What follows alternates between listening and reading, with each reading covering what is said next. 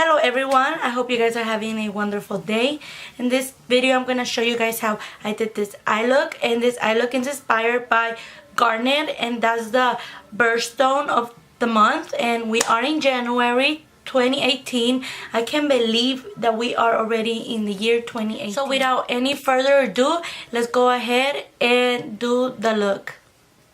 Start applying our primer, and I'm using the Too Faced Shadow Insurance Anti-Crease Primer.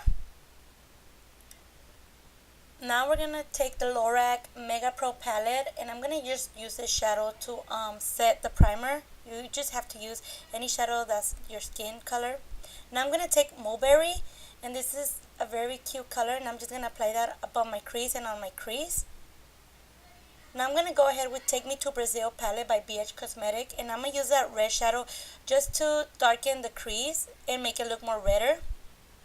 Now I'm going to cut my crease using the Tarte Shape Tape Concealer, and I'm just going to cut the inner part of my lid. And now I'm going to set it with this shadow called Crème from the Lorac palette. Now I'm going to take this like a garnet color, and I'm just going to put that on the outer part of my lid.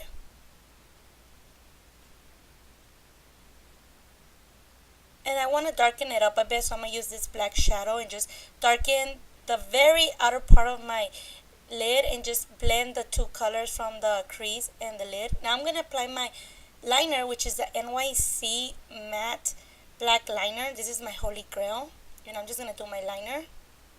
Now I'm going to use this gel liner by Essence and apply it on my waterline.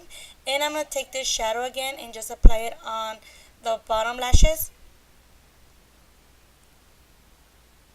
Now I'm going to apply my falsies, and I'm going to use this number 523 from the Crème shop, or the Cream shop. And we should be done with our look.